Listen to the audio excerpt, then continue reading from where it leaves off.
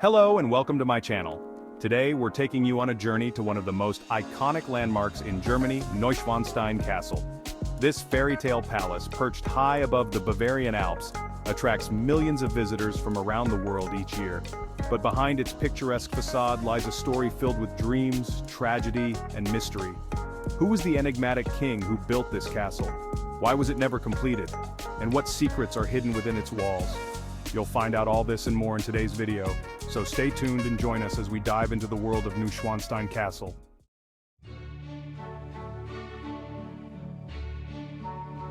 The vision of King Ludwig II. The story of Neuschwanstein Castle begins with a visionary personality, King Ludwig II of Bavaria. Even as a child, Ludwig was fascinated by the legends and myths of the medieval period. This fascination would shape his life and reign. In 1864, he ascended to the throne at the young age of 18, and soon began turning his romantic dreams into reality. Ludwig II was a great admirer of the composer Richard Wagner. Wagner's works, which revolved around mythological and heroic themes, inspired Ludwig to create a castle that would reflect the splendor and mystique of Wagner's operas. And so, the idea for Neuschwanstein Castle was born, a place not only to serve as a royal retreat, but also as a monument to Wagner and his art. But realizing this vision was no easy task. Ludwig wanted a castle that would surpass all others, built in the remote and rugged mountains of the Bavarian Alps. It was an ambitious project that required immense financial resources and the dedication of the best architects and craftsmen of the time.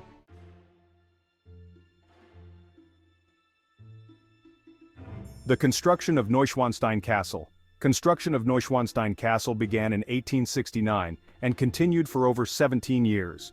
Although the castle was never fully completed, numerous architects and artists worked to bring Ludwig's dream to life. Initial plans were created by the theatrical set designer Christian Jank, whose designs were inspired by the stage sets of Wagner's operas. The architect Eduard Riedel then transformed these visions into architectural plans. The construction was incredibly challenging. The location itself, perched high on a jagged cliff, presented significant difficulties. The rock had to be leveled and reinforced before the actual construction could begin. Moreover, the remote location and harsh weather made it difficult to transport building materials. Everything had to be carried up narrow mountain paths. Inside the castle, no expense was spared. Magnificent halls and intricately decorated rooms were designed to bring to life the medieval knightly romances and heroic sagas that Ludwig so loved. The throne hall, considered the heart of the castle, is adorned with stunning frescoes depicting the ideal of a Christian monarchy. However, although Ludwig planned to use the throne hall as his center of power, it was never completed. Many other rooms also remained unfinished when Ludwig died in 1886. Interestingly, Ludwig embraced modern technology. The castle featured running water, central heating, and even a telephone line. A rarity at the time. This shows that Ludwig II was a king who uniquely combined tradition and modernity.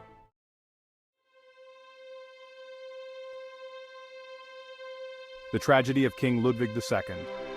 As construction continued, King Ludwig II's health and mental state deteriorated.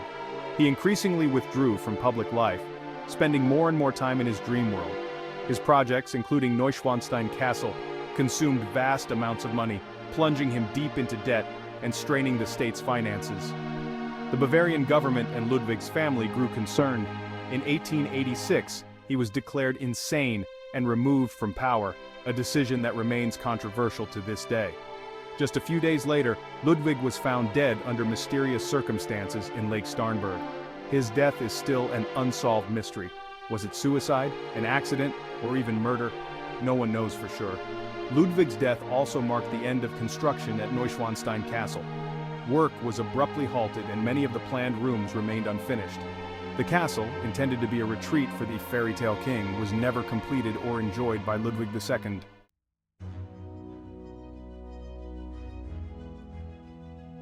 The architecture of Neuschwanstein Castle. Neuschwanstein Castle is an architectural masterpiece that combines various styles. Its design is heavily influenced by a romanticized vision of the medieval period, but with a clear theatrical and exaggerated touch. The exterior resembles a medieval knight's castle. The tall towers, battlements, and turrets give the castle a fairy tale appearance. The bright limestone facade stands out against the dark mountain backdrop, creating an image of an idealized castle straight out of a dream. Inside the castle, one finds a fascinating blend of Byzantine, Romanesque, and Gothic elements. The Singers' Hall, inspired by the Wartburg Castle, is a prime example of this mix and was designed for musical and literary performances. It's decorated with scenes from Wagner's operas, showcasing how deeply Ludwig was inspired by the arts. The Throne Hall, on the other hand, resembles a Byzantine basilica. The golden mosaics and the impressive vaulted ceiling were meant to symbolize the power and grandeur of an ideal monarchy. What's particularly striking is that despite his love for the medieval era, Ludwig embraced modern technology. The Throne Hall was supposed to feature a magnificent throne made of gold and ivory, a symbol of the king's extravagance that was never realized. Even Ludwig's bedroom is a stunning example of craftsmanship. It's designed in the neo-Gothic style, and the wood carvings on the walls and furniture are true masterpieces. The enormous canopy bed, resembling a throne itself, reflects Ludwig's desire for a romanticized, almost superhuman kingship.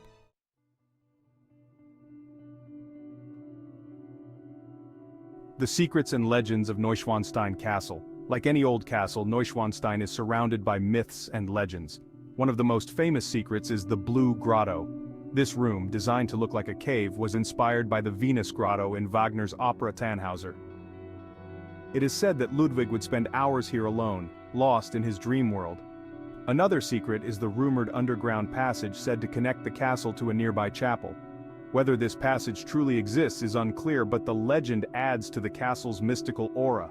The sudden death of Ludwig also remains a mystery to this day. Was he really murdered because his extravagance was driving the kingdom to ruin? Or was he so devastated by his removal from power that he took his own life? Neuschwanstein Castle, therefore, remains not just an architectural wonder, but also a historical enigma.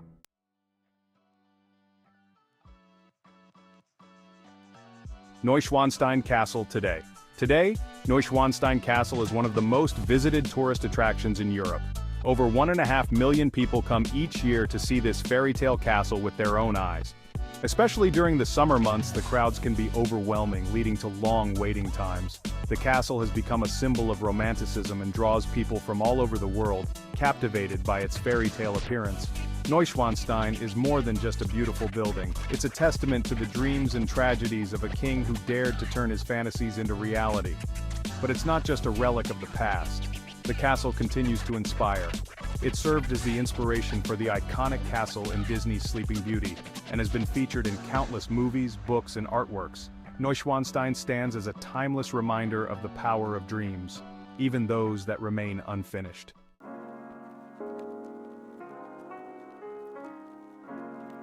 Thank you for joining us on this journey through the history of Neuschwanstein Castle. If you enjoyed this video, please like and subscribe for more fascinating stories about the world's most incredible places. See you next time.